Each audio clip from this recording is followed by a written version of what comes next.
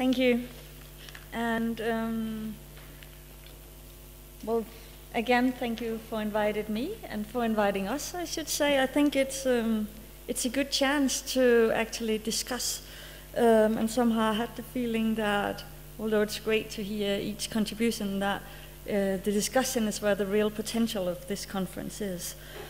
Well, perhaps I should just say that when I was first invited, I was actually working as an interim director at Baltic Art Center.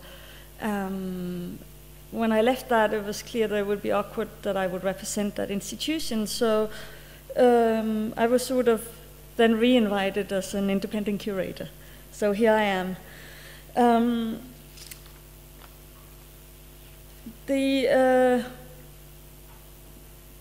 The temporary job, or the brief job I had at the Baltic Art Center, however, has informed its talk. But it's also taking departure in another experience that occurred to me when I returned to Denmark in 2006 after a little more than 6 years abroad, divided between Britain and Germany. And when I came back to Denmark after these years abroad, I was surprised by the fact that very few institutions in Denmark would actually produce new works or commission new works. There was one exception at the National Gallery. They had sort of they call it the X room, which I guess should somehow point at some possibility for experiments, but it was high. It's kind of still a high-profile program in the sense that it has a high level of quality and in between rather established artists. But they were definitely showing new works, and they were also supporting productions. But apart from that, the main production seems to be very much of a sort of self-driven thing, and that was the question that sort of occurred to me: why is that? And so that was, well, one thing.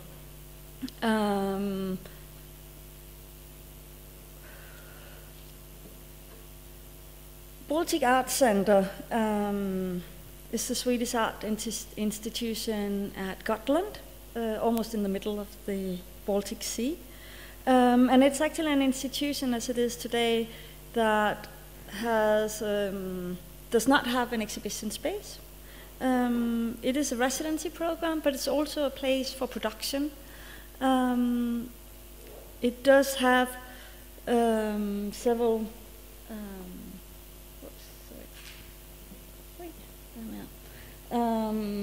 several sort of parallel strands of activities, but one of them is the artist in residency program that is, as it is now, mainly financed through actually the cultural point that we talked about yesterday. And I think it's important to mention because for a place like the Baltic Art Center, it's actually crucial for the possibility to provide these residencies for Nordic and Baltic artists. It also has a program of production in residences, and that means that the artists are not necessarily staying for a very long time. They come and research and they come and work, and the institution plays the role of kind of producer in the sense that you might have it in, for instance, the film industry. I think there's some parallels, although it's also very different. So the production is in residence, not the artist, him or herself. This gives the possibility to work with, you can say, more mature, established artists, as they would often be living somewhere else. It's also the part of the program that has a broader international, you can say, outreach, in the sense that Baltic Art Center BAC works with artists from many different countries and not just the Nordic Baltic region. There's several sort of levels of activities. I'm just listing the three because I think they're crucial for this talk. Another part is a research that's being carried out by the institution, and one of these sort of lines of research is called on the conditions of production. And this is all developed by the current director, Lisa Rosendahl, who is on maternity leave, and that was why I was involved in the institution.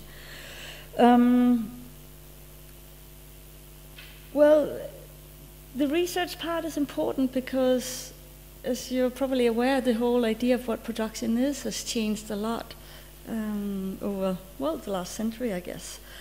We all know that today it's not enough to provide workshops or painting studios. That's old news. We have an art, contemporary art, world with a large variety of practices, and many of them are informed by discursive or conceptual aspects. They're often intervening in the structures they are engaging in, and they might develop their own structures, or they might sort of shift existing structures, or just use them for their own purpose. They're also quite often the artists are quite interested in sort of having a say about their own conditions of working, and the way they're presented, the way they're contextualized within the institutional framework. So I'm just going to talk now about 3 examples that I think can help us think about what kind of institutional support is needed for artistic production. One thing is money. I think we've talked about that in many times, and it's not that we should ignore that fact, but I think it's a good moment also to focus on some of the other aspects.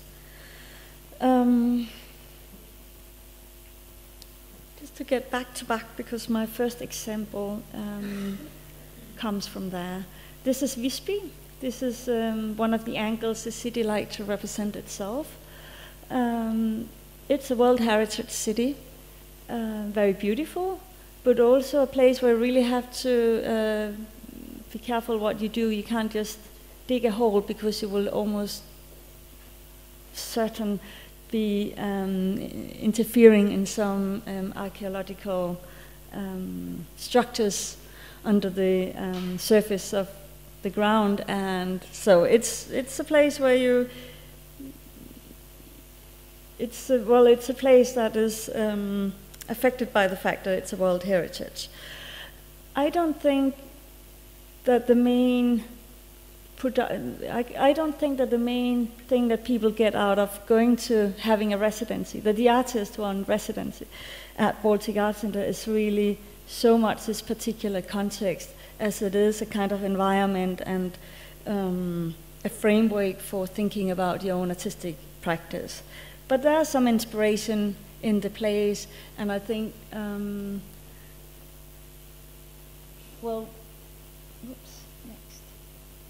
The artist Santiago Sierra, who was invited for a production, but actually he was invited in another parallel program that is called Destruction in Residency, that was sort of also a comment on the the residency tradition, but also the notion of production. And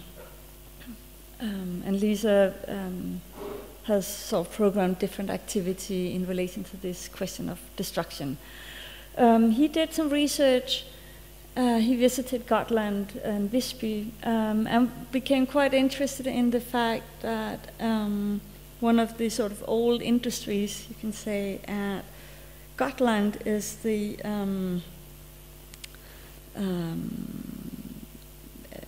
stone quarry. There's a lot of limestone and sandstones in the ground, and there's been a lot of digging for that over a very long time, and that has seriously shaped the landscape. It also means that one of the big industries is the cement industry, and as you know, cement is one of the major ingredients in the production of concrete. So he came up with the idea that he wanted to work with concrete. As a reflection back to the industry, what has shaped the relationship between production and destruction. He is very clear. And he came up with a proposal where he wanted to spell the letter capitalism, or perhaps in Swedish with a K, capitalism. And then he wanted the letters to be demolished by a normal demolition team that would demolish, for instance, a building.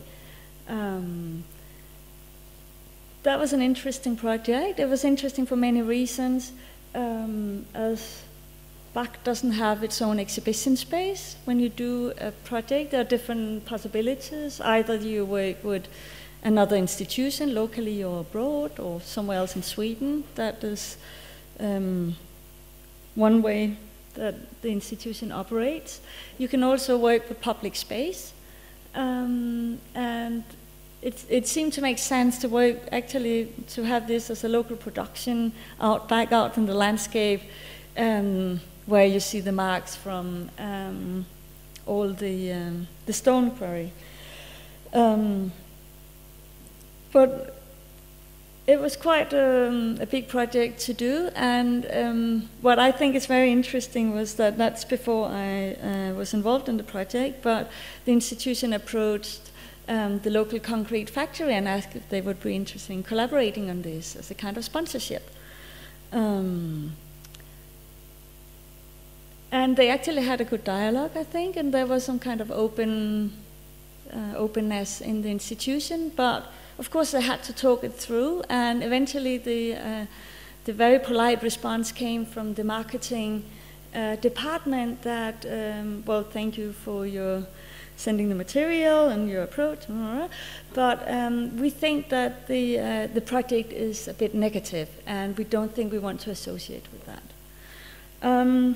I think that's a pretty curious thing, because in a way it's pretty predictable. I mean, it's not only critical, you could read some kind of criticality in relation to capitalism, but also to the material, as they are asked to produce something that we are then destroying. It's not a very easy, you don't have a good selling point here. So it's like how, in terms of production and in terms of how to make things happening, of course it's quite interesting who can have an interest in supporting this project. And this resistance in the sort of feasibility of the project became an interesting challenge to develop the project further. And I think it says, again, something, I'm interested in this because I think it's a useful sort of thought experiment in terms of what production is. So there was a lot of dialogue with the artist, and eventually he came up with the idea, this new idea of transforming the concept and say, of course it cannot all be demolished at once, that's clear. This needs to be much more subtle. And he came up with a new project that is what you see some stage at here, that's called Destroyed Word. This is a project that can only happen in collaboration, in a network between many institutions, and at best it can only happen in a kind of semi-uncontrolled process where one institution will invite the next, and nobody knows exactly sort of how the full project will be when you start out. So the idea is that it has a kind of material dimension. That's what you see here. It's one letter to make it more obscure. He's decided to start with the last letter.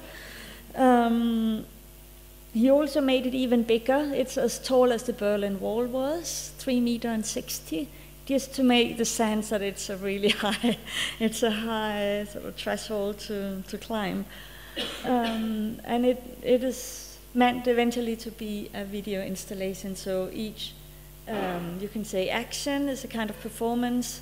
It has a sound dimension. There are little microphones built into the concrete structure.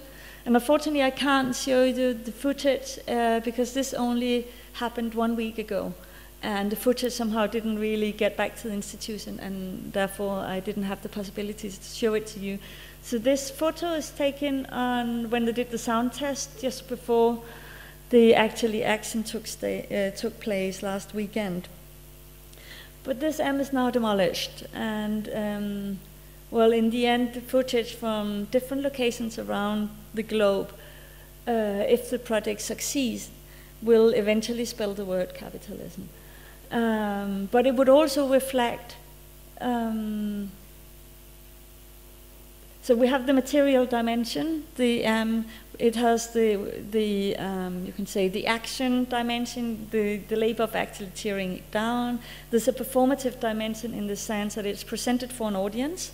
This was a public event that went along also with a film program addressing the topic of destruction within sort of late 20th century and contemporary art as a kind of historical contextualization.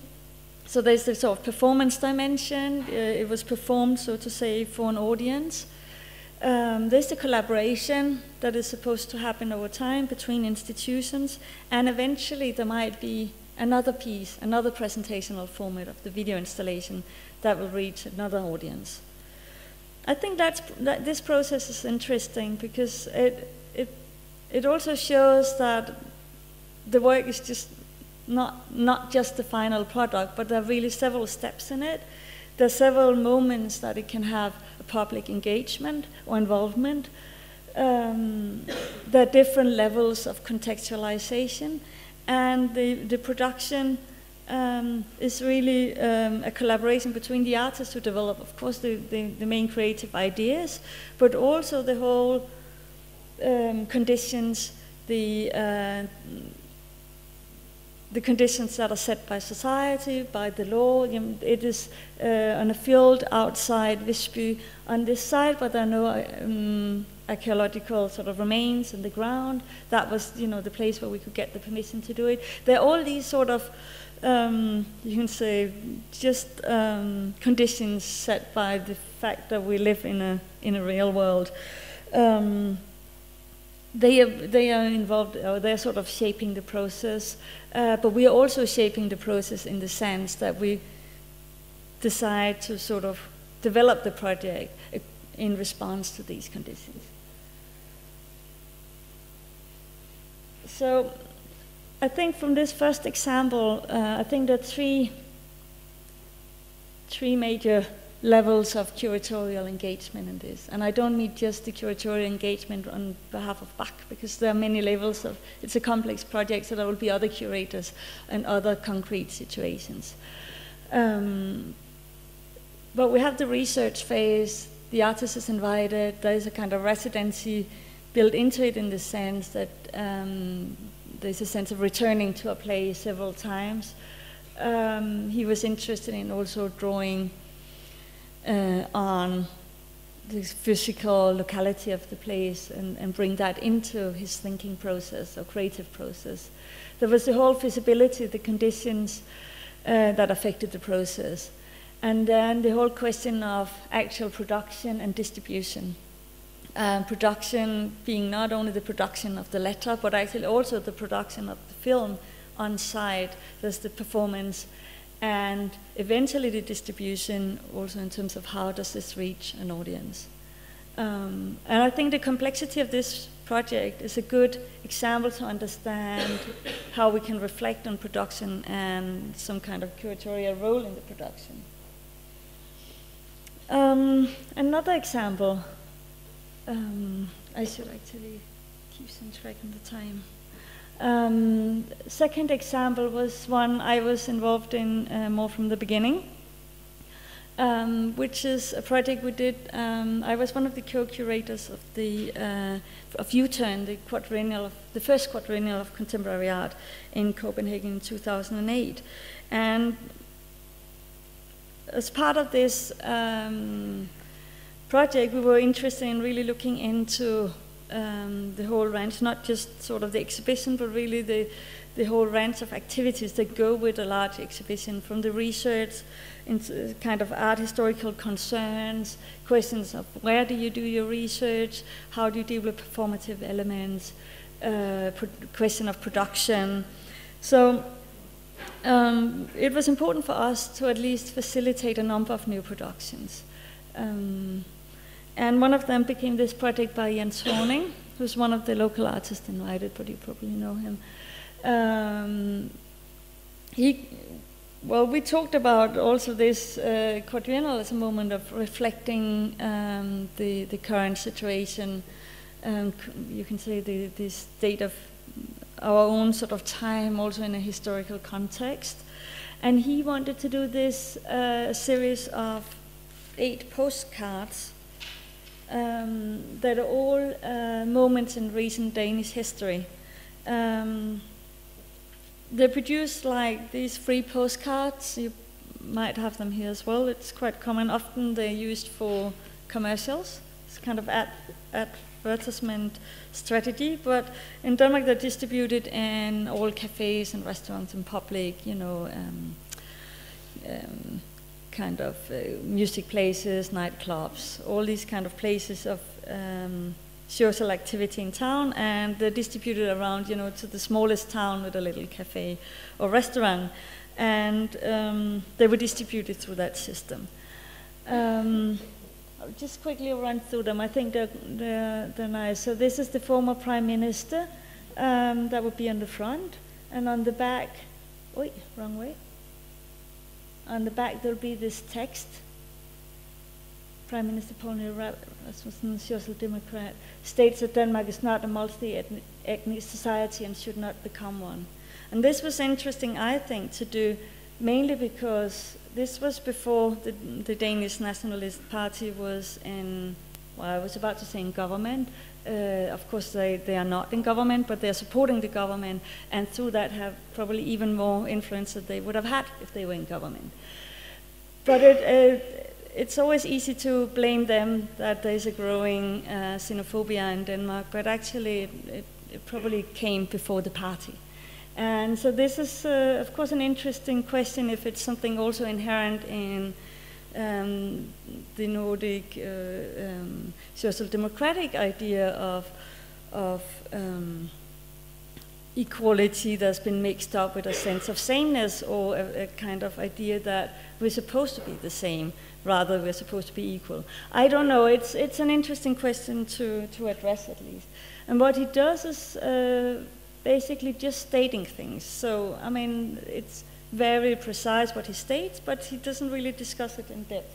That's up to people to continue the discussion, so to say. This is another project that was a huge discussion. This is a bridge between, I don't even know what the English translation of that would be, but it's one of the largest passages between Funen and Jutland. It's quite an expensive, sorry, I'm lying, it's between Sealand and Funen. So here, opening of the Øresund Bridge. No, sorry, it's the one, oh my God. It's one connecting Denmark and Sweden. That's something completely different. That was another big discussion. Of course, connecting Denmark and Sweden, and that, which was very important for the region of connecting, especially Malmö and Copenhagen. But I guess for the whole south of Sweden, it was actually of huge importance. Again, the occupation of Afghanistan, or the participation. There are 2 war pictures here, not chronological. This is the invasion of Iraq. So these are the moments where Denmark actually become not only a country with a military for defense and for peacekeeping, but actually also having sort of, you can say, an aggressive strategy as part of that. And again, these are big topics that was discussed when they happened, and sort of intervening somehow in history writing by maintaining them as crucial moments. This is perhaps a less crucial moment for many people, but this is an image from Christiania.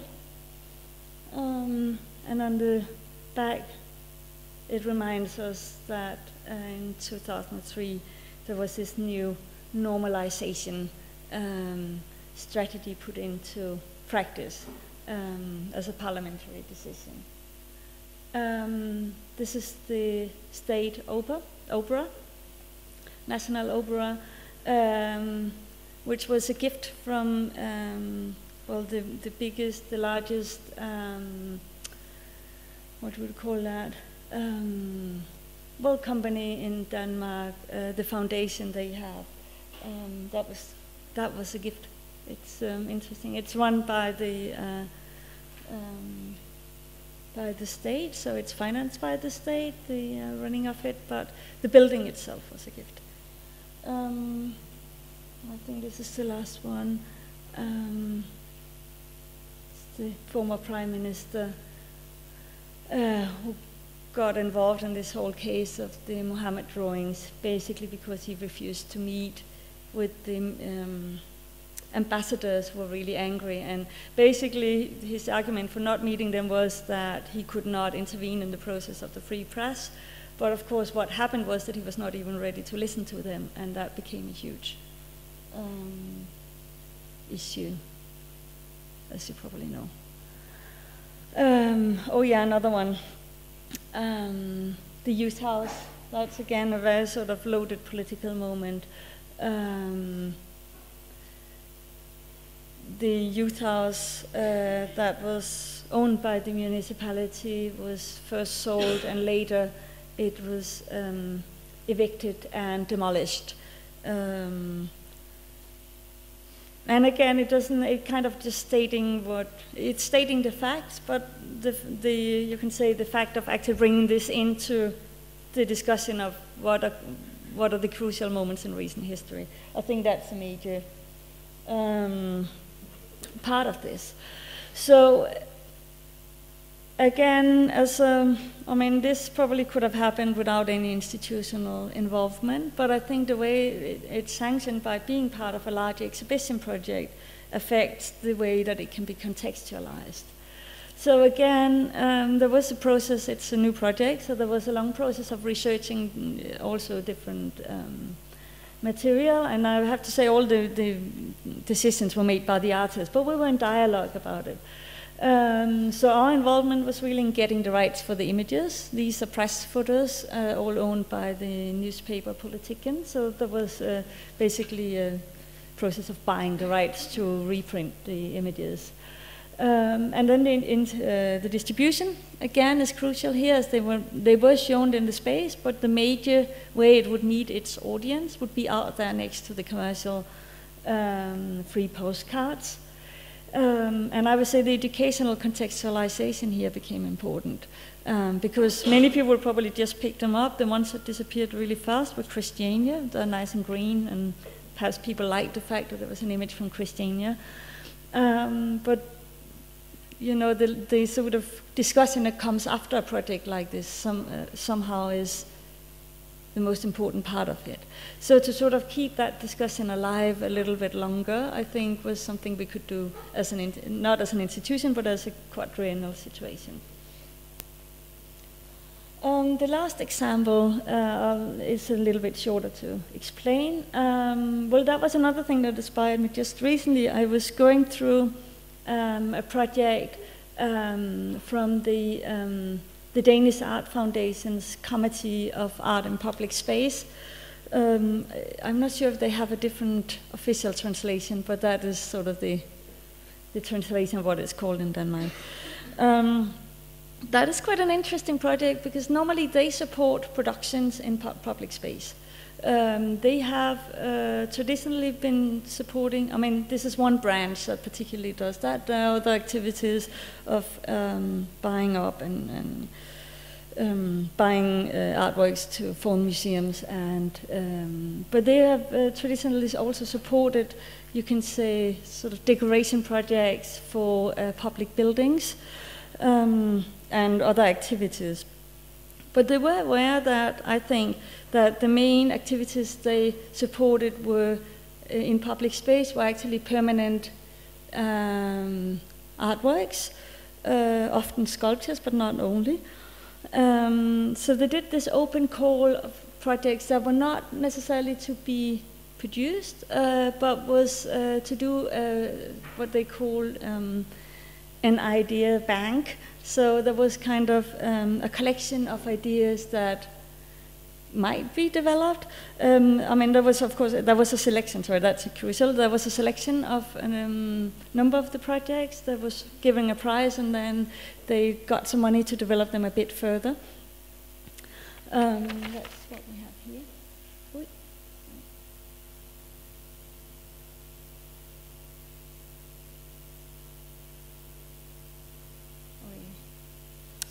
Well,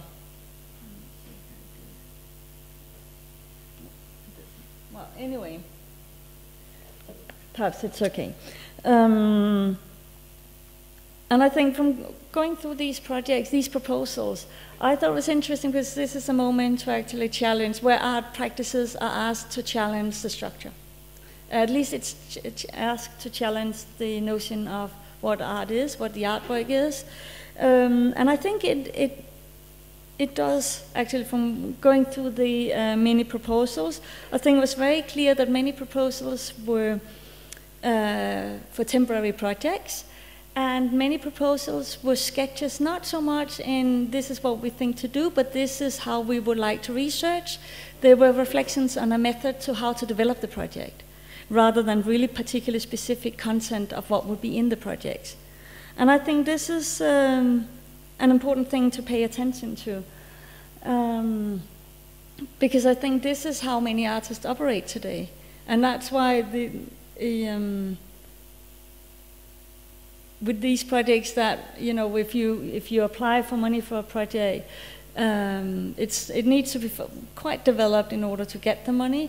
And how can you prove the feasibility of the project? How can you deal with a situation like we had in the first example, where the project needs to transform in response to the conditions and the resistance in the framework within which it's produced? And also, it does not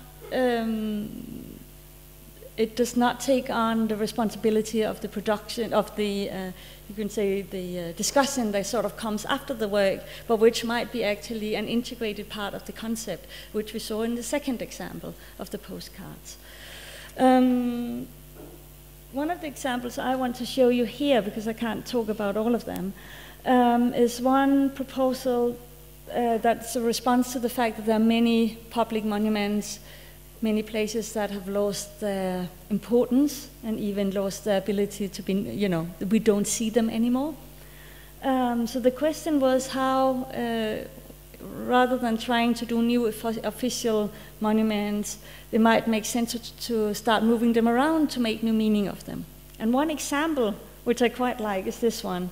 So it's a proposal by these two artists, Lars Bent Petersen and Johannes Christoffersen, and it's called Close Encounter of the Third Kind. And this is just one of the relocations that they proposed. What is sketched here, it's a little hard to see if you're not very well known in Copenhagen, but this is not this open space is not a street, it's an empty lot where the youth house used to be. It's an empty place that nobody really dares doing anything with, because it's very loaded with political significance and controversy. So what they suggest is the relocation of this relatively small bust that is somewhere in Dresden, I don't know exactly where, but they want to relocate it to this address in Copenhagen, because the woman it depicts, Clara Zetkin, was the woman who announced the International Women's Day in 1910, 8th of March. That date has had a history since then, has been important. That was announced exactly in that house. So this history of the place, its political history, which is has been there in many forms. The youth house was just the most recent history. It has been a cultural house and a political house for at least a century. And it has had actually an international, it's part of an international history of culture and political, you can say, thinking, political activity. So by relocating that small sculpture, they're actually sort of they wanted to mark the 100-year day for this event. And I think this is interesting, again, because this production is a very performative production. It's actually a really relatively simple gesture, relocating a place. And I also know this is a project that will never happen if there's not a curatorial, or I would say at best, an institutional framework for a project like this. Because the production is difficult, because there might be a development of production in response to the reality, it might be a recast of the bust if this is a fragile one that cannot be in public space. There are many issues. But even more because there's also a discussion that comes after the gesture. That is part of the piece. And in order to also facilitate that part, I think it's very good when it can be part of an institutional curatorial process. So I'll end with a question I thought perhaps we would have a chance to end up with today. So the question is how we can ensure structures. So that's one thing, I'm jumping a little bit here, because coming back to my first question is why we have so few new productions by institutions in Denmark. Led me to look a little bit at the support structure, which is actually very popular in Denmark because there is a very good support directly to the artist. If they're invited to an exhibition, they can apply for production money themselves. They're not dependent on the institution. Well, actually they are, because they don't get them if they're not involved in an exhibition project. But what it means, there are two consequences of this, and I'm not saying that there should not be production money directly to the artist, because I think that is very useful. But there are two backsides, and one is that the institutions cannot really take responsible for the production because the artists are responsible for doing their own fundraising. And secondly, it's impossible to invite artists from abroad to make new projects on the same conditions as the Danish artists. So you can invite Danish artists and say, here are the deadlines, and we can even advise you on how to do an application if you don't know how to do that. And you can invite international or artists from abroad and say, well, you also have to look into your own production. And I think, you know, this is not great. I mean, I know these are the conditions, but it would be nice now and then that you can actually do other projects. And I think in the moments where institutions and curators are also involved in being responsible for the development of projects, I think you also have a moment of a chance to do a major reflection on what is needed for good production. What are the facilities, what are the conditions, and how can we support it other than providing workshops or studios. So the big questions, one question I wanted to throw on the table for today, I'm sure there are other questions coming along the way, is how can we secure a structure where institutions can take on a responsibility, I wouldn't say the responsibility, but a responsibility for production, while artists maintain the freedom to develop their projects and experiment with ways of production. I think that is crucial. So we're in a situation where ways of production, methods of production are being hugely experimented with and tried out and transformed. And I think institutions need to be responsive to that, and so does the funding system.